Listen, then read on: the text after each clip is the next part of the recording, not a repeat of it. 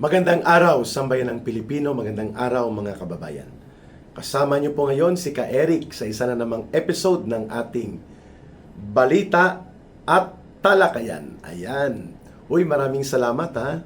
At patuloy na sumisigla, lumalago ang ating mga interaksyon, viewership, at patuloy po ang pagdagdag ng ating subscribers sa ating Ka Eric Celis YouTube channel.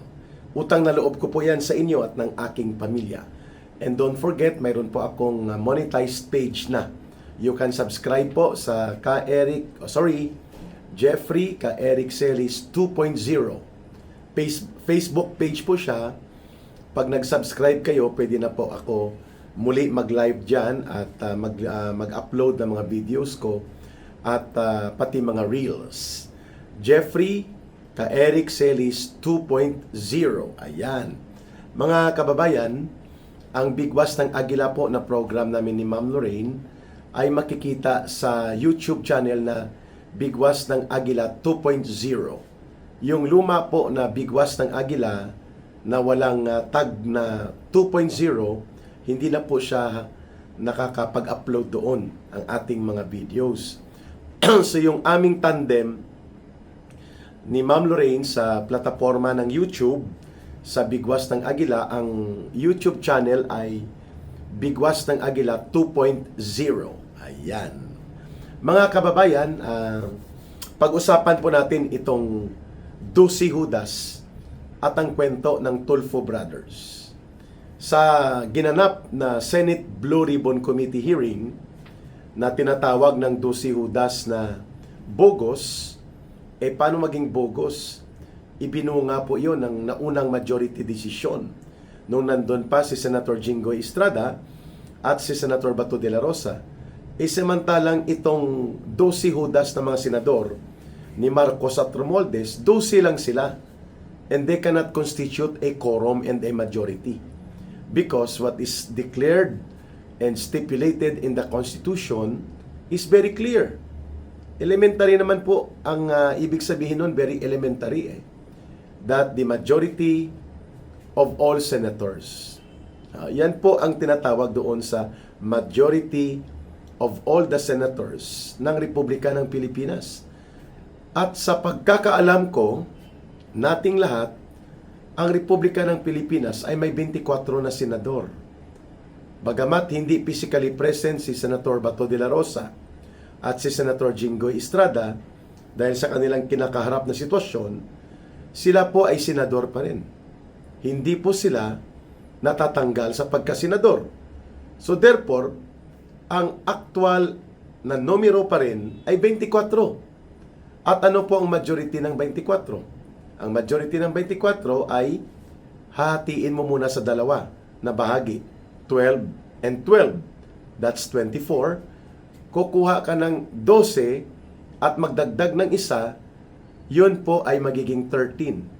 Therefore, ang simple majority at simple quorum ay 13. Batay sa aktual na bilang ng mga senador ng Republika ng Pilipinas. So, paano maging bogus si Senator Alan Peter Cayetano kung inihalal siya at ganoon din po si Senate Pro Tempore Lorin Legarda? Paano siya maging bogus sila? Hinihalal sila ng 13 senators during a plenary session wherein 13 po ang bumuo ng bagong majority. Kasama pa doon si Cheese Judas Escudero. Cheese Judas Escudero talaga. Bago siya makasama ng 12 Judas. So malinaw na ang 12 Judas na nagsesyon noong nakarang araw ay walang quorum at walang majority decision na bumubuo sila ng 13. Kaya hindi sila makapag-elect ng bagong Senate President. Hindi rin sila makapag-elect ng bagong Senate Pro Tempore. Hindi rin sila dapat mag-elect ng bagong Senate Secretary at ng bagong Senate Sergeant at Arms. Sapagkat it requires 13 na mga senador para magbuo ng majority at ng quorum of the Senate. So ngayon, kung ang pinag-uusapan ay quorum of the Senate at 12 lang sila noong panahon na yon, Paano sila naging majority? Paano sila naging quorum? Hindi po yon ang ibig sabihin ng saligang batas. Majority of all the senators. Ang 12 ba majority? Hindi. Hindi. Anong majority minimum? 13. So therefore, bogus ang lahat ng mga sinasabi nila. Kaya naman dapat natin sigurong ipakita dito na ang 12 Judas na ito, binuo talaga ito ni Ginoong Marcos, ni Lisa Araneta, at nila Martin Romualdez ng patago at palihim. Hindi naman po tayo mga munting musmos na paslit o maliliit na mga bata na hindi natin nalalaman ang laro ng maruming politika sa Pilipinas. It's Marcos and Lisa and of course Romualdez ang nagmamaniobra dito. Sila yan kasi sila ang sindikato na itinuro ni Saldico at ng iba pang mga witnesses na ayaw nilang mabuksan at mabunyag sa Senate Blue Ribbon Committee ang kanilang mga krimen na pananagutan sa malawakang pandarambong at sistematikong pangungurakot sa kaban ng bayan. So, kahapon, or the other day, ang tunay at tama na Senate Blue Ribbon Committee ay nagkaroon ng panimulang pagbubukas o ang resumption of the Senate Blue Ribbon Committee investigation. Nandun po yata kahapon, kung hindi ako nakakalimot, Senator Alan Peter Cayetano, still the Senate President, Senator Amy Marcos, Senator Pia Cayetano, the chairperson of the Senate Blue Ribbon Committee, Senator Robin Padilla, Senator Marcoleta. Ayun. Nandun po sila kahapon sa hearing na ito. At kung wala man po yung ibang mga Senate Secretariat staff, nandun naman po ang mga staff nila. At open recorded naman ito ng mga CCTV, recorded din po ito ng videos at ng iba pang platform of communications. Ayon. So, kahapon din sa pagpupulong na yon o paglalahad ng former 18 soldiers na to, karamihan mga Marines kasi yan. Sila kaya tinawag silang the 18 Brave Marines. No? Doon po nakita na maraming mga senador at mga opisyal at mga bahagi ng gobyerno ni Marcos at Romualdez ang nadeliveran ng mali-malitang pera. Like itong si Erwin Bendalo, Sylvester Stallone Tulfo, ang haba ng pangalan niya, no? Kasi nga, naggumamit ng pangalan niya na Sylvester, para lang mameke ng kanyang passport sa US, na inamin naman niya, no? Para makalusot siya. So, si Bendalo, Sylvester Stallone, Erwin Tulfo, ay itinuro na nakatanggap una 2 maleta and then 6 na maleta. Ang average estimate ng mga Marines sa idiniliber nilang mga mali-maleta na pera sa bahay niya sa Green Hills ay kulang-kulang sa 150 million pesos. Wow, paldo! Kaya pala kayang magbayad ng mga babae, no? Para magpalibot sa kanya. Ayon sa kwento mismo ng mga retired Marines na to or mga former soldiers na to. Kaya ito ngayon, ang kay Tito Soto, tinatanggi niya na may 6 na maleta siya. Si Ping Lacson, tinatanggi niya rin. Pero hindi po mapasusubalian at hindi po mapapasinungalingan na nakinabang sila sa mga pinagnakawan at kinulimbatan at dinurobo na pera na ito, na pinagbayaran mula sa buwis at pundo ng mamamayan dahil kinukurakot po ng sindikato ni Marcos at nila Romualdez. Ngayon, itong dagdag na mga pahayag ng kwento ng 18 former soldiers na naging security personnel ni Saldico, si Ping Lacson at si Tito Soto po ay gumagamit ng helicopter ni Saldico sa pangangampanya. At nasaksihan ito mismo ng iilang mga former Marines na ito kung paano sila nakinabang kay Saldico na ngayon itinatatwa at kanilang itinatanggi. Si Saldico po ay inner circle ng sindikato ni Marcos at nila Romualdez. At kung nakikinabang si Tito Soto at si Ping Lacson sa mga benepisyo na nakukuha ni Saldico, anong tawag sa kanila? Idi oportunista. Dahil alam nilang nakikinabang pala sila dito sa pinagnakawan at dinurubuhan ng mga pondo at pinadeliveran pa sila paldo-paldo ng hindi bababa daw sa 250 million pesos. O bakit kayo magmamalinis ngayon sa Senado? Kaya marapat lamang natawagin po kayong Dosi Judas. Kasi gawaing Judas ang inyong ginagawa. And I believe na itong si Chis Escudero ay mayroong pananagutan dito sa flood control at mga insertions na to, kung kaya ito ay humagulgol at gumapang upang halikan ang talampakan ni Lisa Araneta at ni Bongbong Marcos Jr., maisalba niya lang ang sarili niya. Di bali nang maghudas at talikuran niya at pagtraidoran at pagtaksilan ang mga kasama niya na nanindigan para ipagtanggol ang kalayaan at integridad ng Senado. Basta maisalba niya lang ang kanyang sarili. Walang prinsipyo, duwag, bakla, o bakla not because of bading or whatever, dahil hindi makapanindigan ng tama. Malambot at makasarili. Yan po ang description ng ating mga mamamayan dito kay Chis Kilay Escudero. Bakit? Siya lang bang pinipressure? Pinipressure din si Senator Joel Villanueva, Senator Loren Ligarda, Senator Alan Peter Cayetano, ang magkakapatid na Villar. O bakit sila nanatili at nanindigan para sa tama? Na wag dapat niyuyurakan at dinidiktahan ni Marcos at ng pakialamerang asawa niya ang internal affairs of the Senate. Kaya nagkakagulo dahil ang sabotahe nanggagaling mismo sa presidente ng Pilipinas na walang ibang alam kundi maglaro ng maruming apoy ng politika. Sa kanyang naglalaway na ambisyon na mananatili sila sa poder lagpas pa sa 2028. Ayan. Isa pa nakakabahala dito sa pagtanggap ng maleta ni Erwin Tulfo ay ang kapatid niya rin na si Rapi Tulfo. Talaga naman ito magkapatid na Tulfo, hindi naman talaga ito deserving maging senador Popular lang. Sikat kaya na nananalo at nagagamit nila ang style panluloko sa ordinaryong masa na kunwari tinutulungan nila. As if they're championing the poor, but actually they're exploiting the poor sa kanilang mga media show, mga program nila na pinagkakakitaan nila. Kaya sila nananalo mga kababayan. Kaya naman, makita natin kung anong karakter mayroon ngayon ang Dosi Judas na ito. Tito Soto, Ping Lacson, nagmamalinis, nagmamarunong, yun pala baldado din ang karakter. Baldado in the sense na tumanggap, tumatanggap at nagiging alagad ng mga magnanakaw at kurakot na gobyerno ni Marcos at nila Romualdez. Dahil pakinabang na pakinabang po sila. Ano pa po ang karagdagang kwento dito sa 12 Judas na ito?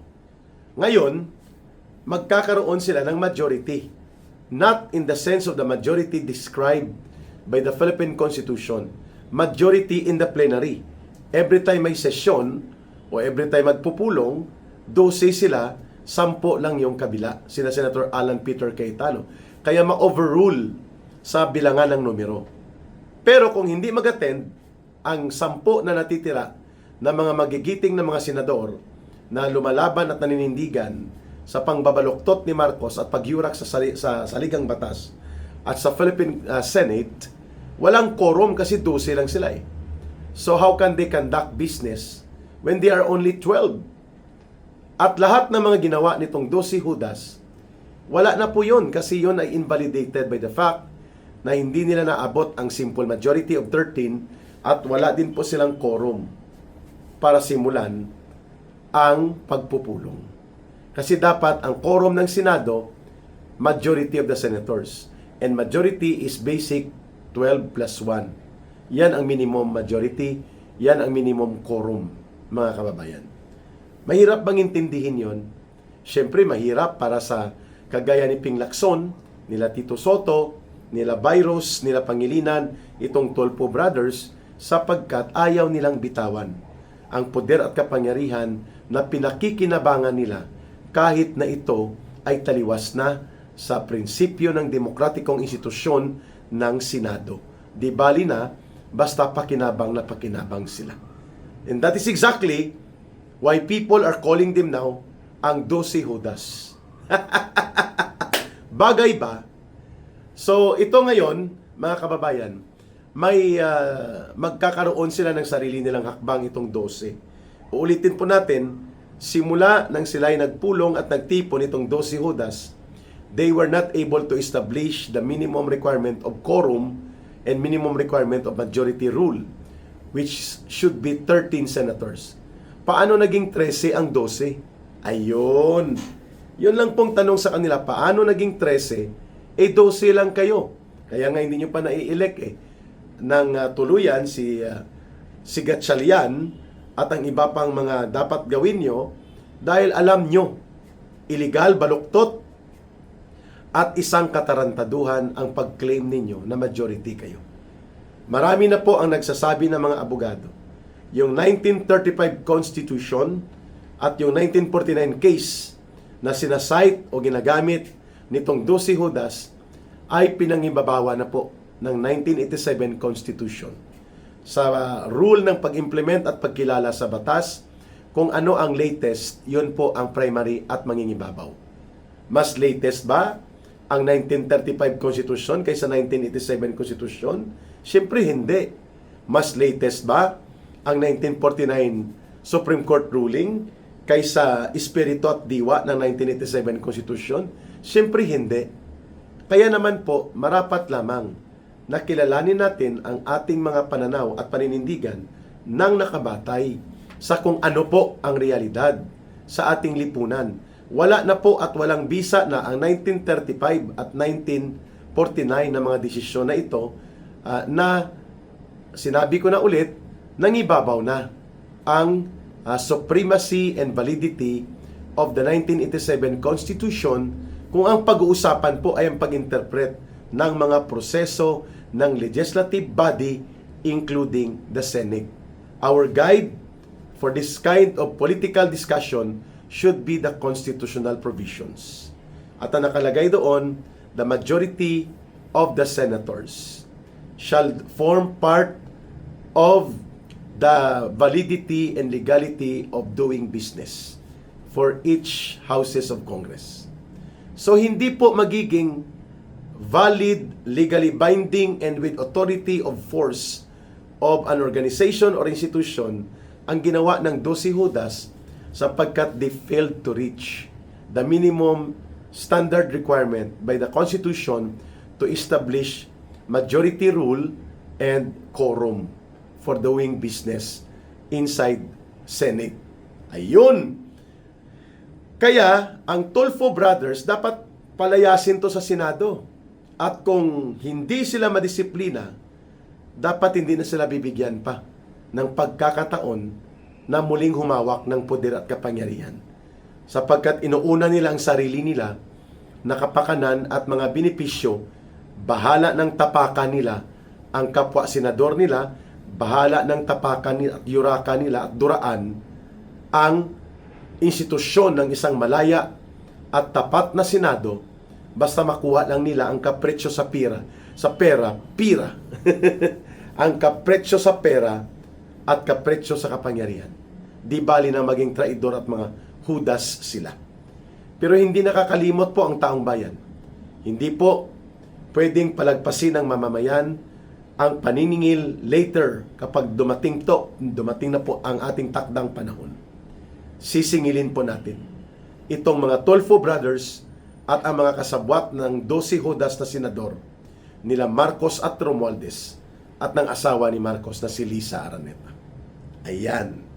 Maraming salamat sa inyong panunood at pakikinig, pagsubaybay at pagtangkilik sa ating Ka Eric Celis YouTube channel. At of course, ating habilin palagi, mahalin natin ang bansang Pilipinas. Walang ibang magmamahal nito, kundi tayo ring mga Pilipino. Para sa Diyos at sa Pilipinas nating mahal. May God bless everyone. And may Allah will be with those who are Muslim brothers and sisters.